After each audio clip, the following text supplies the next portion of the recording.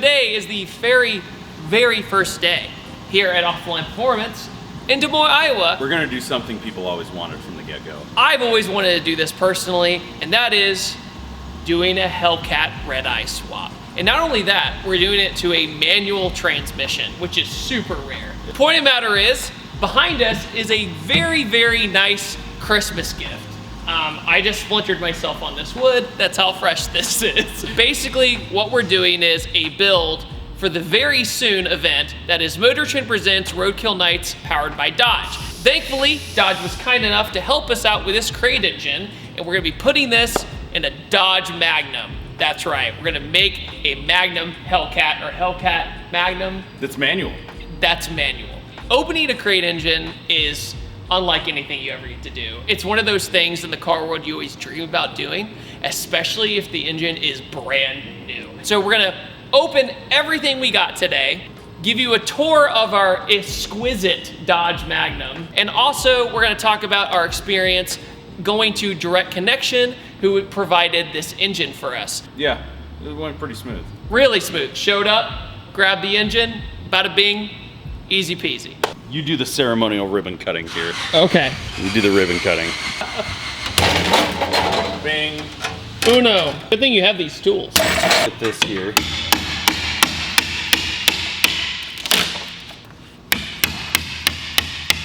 On the bright side though, your packaging Direct Connection is very good. It is. Yeah, oh, there we go. The motor is safe and sound. Oh, you know what? Hey Griff, come here. Lift the whole box. Ready? Yep. After all of that, oh my God. That was a big oop. Yeah, well, I've never unpackaged a crate engine from Dodge. Look but that was way easier than I thought. Yeah, look at this. Let's just cut right down the middle here. Ooh. Look at that supercharger. Oh, look at the headers too, or the manifold. Yeah. We can make those work. Oh yeah. You ready? Here we go. Oh, big. SRT. Look at that. That's so cool. We got the logo on here.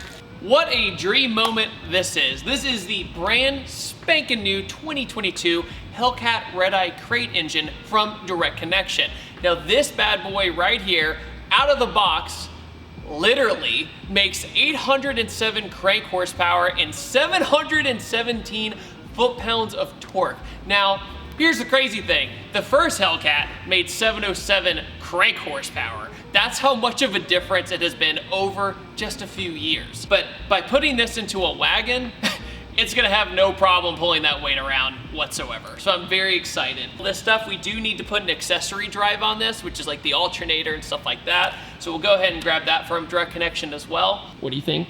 It's a hell of a package. Or a heck of a package. A heck of a package. Oh yeah. We can put AC if we really want to. We don't know if we have time because it's in a month. Yeah. So we'll see how we can do. The main alarm going off in my head right now is there's no harness on this. So I really hope in those other boxes that we have sitting next to us, there's an ECU and a harness. But yeah, we know this one's a transmission. At least it's gotta be. I don't know. Watch it just be like some sticks from the woods in here. Yeah. It is a Ooh, transmission. pretty trimmick. Here we go. Yep. We have the bell housing adapter, which is good. We already have the bell housing to go into the Hellcat engine. That's a big win. Along with that, clutch line. Oh, and Intake. your intake. That saves us some time. Yeah.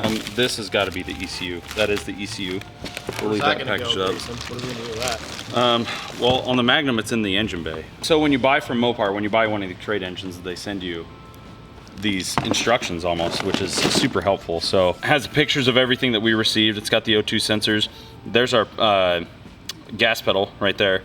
The NOx sensors, ground strap, oil pressure, some PCV stuff. And it looks like it's gonna be a pretty helpful, oh yeah, this is amazing. This is awesome. Yeah, they did a good job with this. Yeah, pictures, color pictures, everything. Which is required because I like pictures. Pictures make things easy. I like pop-up books. This looks like the engine wiring harness. Then there's another one down here, which could be an additional engine harness, but it could also be a chassis harness. Oh yeah. She gonna work. So what Sam, our wiring and tuning specialist here at the shop, was just telling us is basically Dodge sets this up so you can put this in whatever chassis you want. You add power ground and fluids to it and it'll run. My trusty. Be sure you have your seatbelt on. Where's that traction control? Does it have it?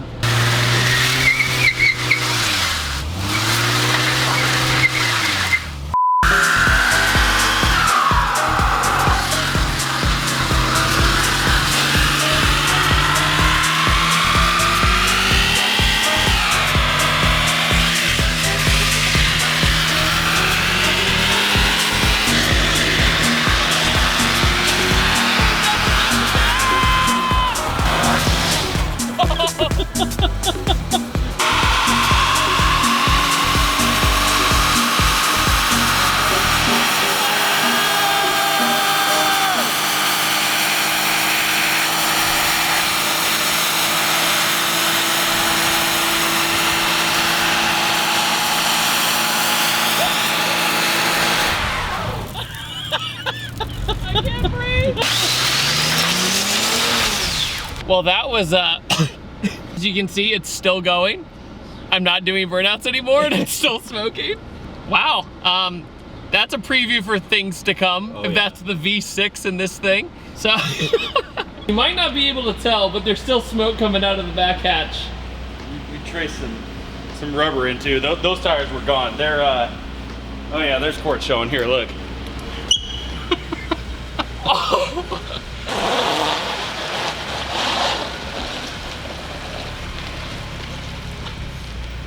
Dude, Grayson, look how big this intake is. That is amazing. It's a trumpet. You can play a song. Introducing my trusty steed. Here we have our Dodge Magnum we're using. We found it at a dealership in Florida that just didn't want it anymore. Shipped it all the way to Iowa. And Grayson, guess where the car originally lived? I think I saw a sticker on the car from the auction that said Atlanta.